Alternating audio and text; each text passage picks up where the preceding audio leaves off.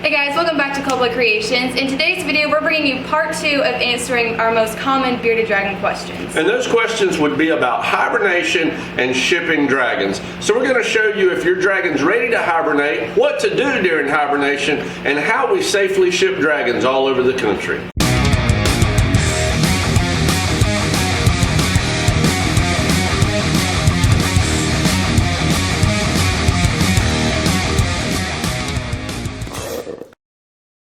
Okay, so the most common question we get as of right now for bearded dragons is all about hibernation. So guys, last month I was contacted by an individual who had a bearded dragon, and he told me that he was having some issues with his dragons. The caller said, I have taken my dragon to the veterinarian, I have done blood work, we have done all kind of exams, and they cannot tell me what's wrong with my dragon. And so I asked the guy, I said, what is it actually doing? He said, well, that's the problem. It's not doing anything. It's not eating, it's not basking, it's not going to the bathroom. It's crawled underneath its paper almost as if it's ready to die. He said, I've spent over $300 on veterinarian bills and I'm at my wit's end. I don't know what's going on. Well, after he explained to me the behavior of the dragon, I told him, I said, I can tell you exactly what's going on.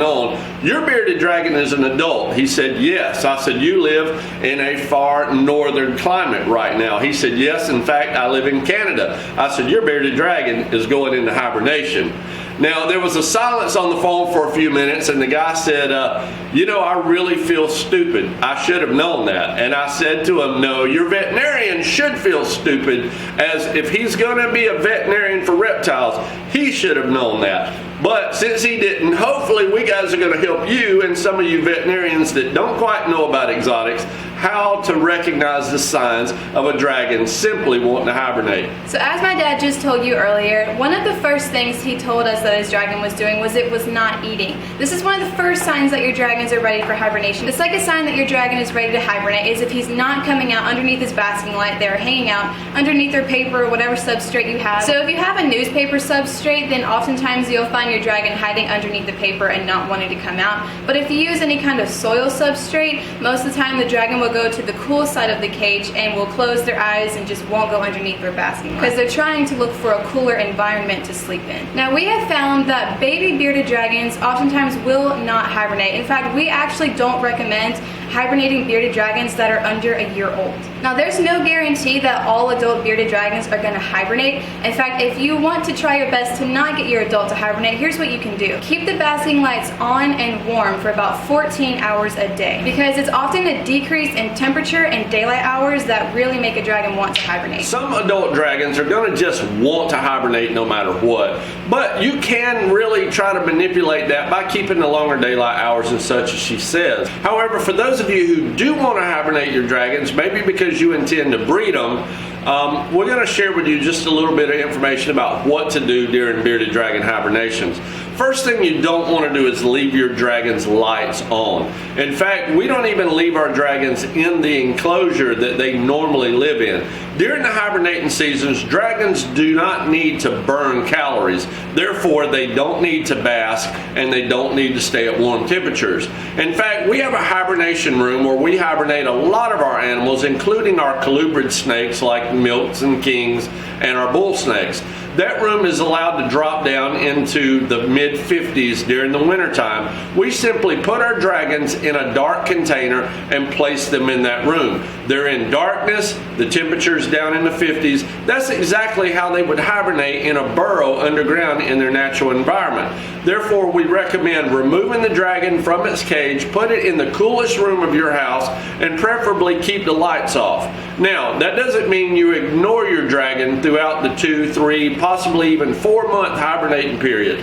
Don't ignore them. In fact, we recommend checking on your dragon at least every week and offering them water. Some dragons will drink, some will not. Some will actually go the whole 3 months without taking a single drop of water, but we do not encourage you to simply allow them. Offer water and see if they're willing to eat. However, because their body temperature is down really low and the functions of their body is almost nothing, we discourage you from trying to offer food. In In fact, we don't offer our dragons a single thing to eat throughout the entire hibernating period. One of the other questions that we get asked a lot is it safe to ship bearded dragons, and how do you guys ship bearded dragons? So we're going to carry you guys through the process of getting dragons from our facility to your home. The first thing we do is we contact the buyer and we make all the shipping arrangements. Now, we like to do that because, number one, some people have faulty shipping addresses on their PayPal account, so we like to make contact with the person to make sure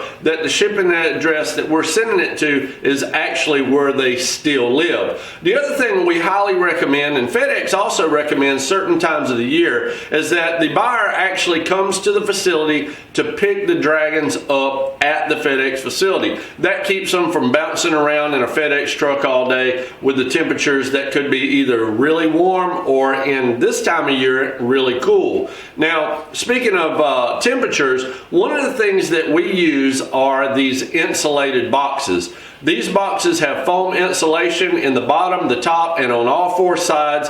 That allows the dragon to stay at a good, comfortable temperature. Now, also we choose these boxes from the shipping company that we currently use, and that is Reptiles to You. This company has provided us here at Cold Blood Creations with absolutely superior customer service. Now, one thing as a business owner that I try to stress among my crew is to give our customers the best possible service that we can. And we also recognize that when we get it from another company. There has never been a time that I have ever called Debbie Price from Reptiles to You what she didn't call me back at the same day.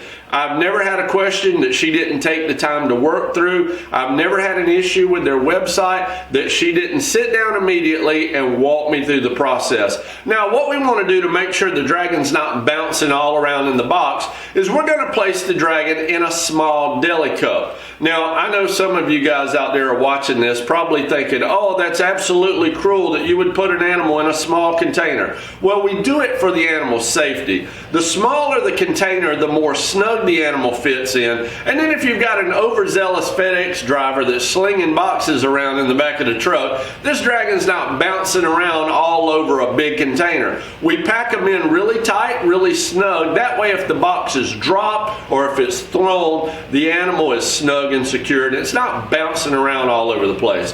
Second thing we do is we put paper towels into the deli cup. That way, once again, the dragon has something soft and cushiony to cradle it while it's on its way from our facility to your home. Now, depending on the time of year, we'll use one of two products.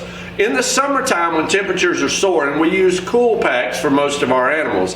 However, this time of year, when at night the temperature is dropping down in the 30s and 40s in our part of the country, and even cooler than that in some other parts of the country, we like to use these heated packs right here. Now, what these things do is they keep the inside of this box a good, comfortable, warm temperature. We take this to the top of the box. We make sure that it doesn't come in any direct contact with the dragon. The last thing we do is we contacted our local FedEx facility to find out what time these dragons actually fly out of our town.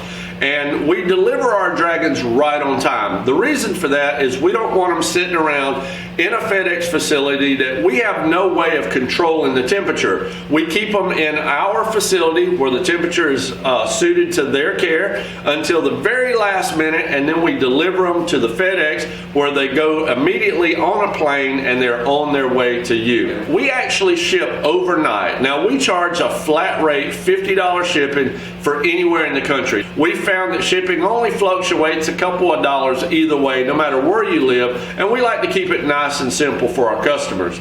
Also, the time in transit is just literally overnight. We ship our dragons out about 7 o'clock p.m. Eastern Time, and they're usually anywhere in the country by 12 noon the following day. So you don't have to worry about your dragon bouncing around in the back of a FedEx semi-truck going down the interstate for 3 or 4 days. He's only going to be in this container for about usually less than 20 hours, and then he'll be at your home on your doorstep, or you can pick it up at your local FedEx hub literally the next day. Hey guys, once again, we want to say thank you so much for watching Cold Blood Creations here on YouTube. And if you like this video, make sure you give it a thumbs up. Don't forget to subscribe down below. And also, if you haven't already, check us out on Instagram and Facebook. And we'll see you guys in the next video.